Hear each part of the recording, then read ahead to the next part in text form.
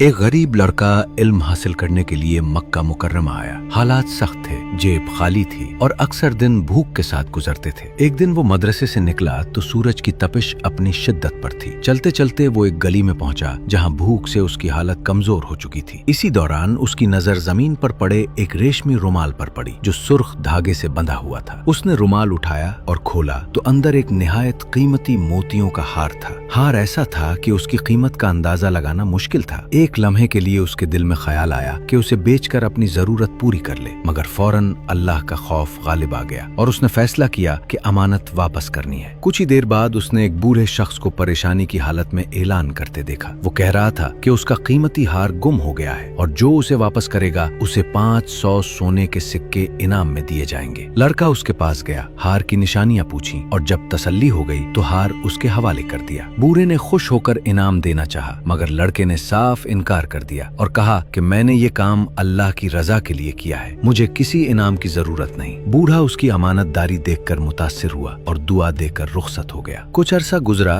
تو وہی لڑکا ایک کشتی میں سوار ہو کر سفر پر نکلا۔ راستے میں شدید طوفان آ گیا، لہریں بلند ہوئیں، کشتی ٹوٹ گئی اور لوگ ڈوب گئے۔ وہ لڑکا کسی طرح بچ گیا اور لہروں کے ساتھ بہتا ہوا ایک جزیرے کے کنارے جا لگا۔ جب اسے ہوش آیا تو وہ ایک بستی میں تھا۔ وہاں کے لوگ سادہ اور اچھے تھے۔ وہ مسجد میں رہنے لگا اور لوگوں کو قرآن پڑھانے لگا۔ اس کے علم اور کردار سے لوگ بہت متاثر ہوئے۔ انہوں نے اس سے کہا کہ وہ ان کی بستی کی ایک نیک اور یتیم لڑکی سے نکاح کر لے۔ شروع میں اس نے انکار کیا مگر لوگوں کے اصرار پر راضی ہو گیا۔ نکاح کا دن آیا اور جب اس نے دلہن کو دیکھا تو اس کی نظر اس کے گلے میں پڑے ہار پر جا ٹھہری۔ وہ چوک گیا۔ یہ وہی ہار تھا جو اس نے مکہ میں واپس کیا تھا۔ لوگوں کو حیرت ہوئی کہ وہ بار بار ہار کو دیکھ رہا ہے۔ تب اس نے ساری بات بیان کی۔ یہ سن کر سب لوگ رونے لگے اور کہا، اللہ کی قسم تم وہی امانت دار نوجوان ہو۔ یہ لڑکی اسی بوڑھے کی بیٹی ہے جسے تم نے ہار واپس کیا تھا۔ پتا چلا کہ اس بوڑھے نے دعا کی تھی کہ یا اللہ، جس نوجوان نے امانت واپس کی ہے اسے میری بیٹی کا نصیب بنا دے، اور اللہ نے ایسی تدبیر کی کہ سمندر کی لہریں بھی اسے اسی جگہ لے آئیں۔ یہ واقعہ صاف بتاتا ہے کہ جو شخص امانت داری اختیار کرتا ہے اور اللہ کے لیے صحیح فیصلہ لیتا ہے، اللہ اس کے لیے ایسے راستے کھول دیتا ہے جن کا وہ خود بھی تصور نہیں کر سکتا۔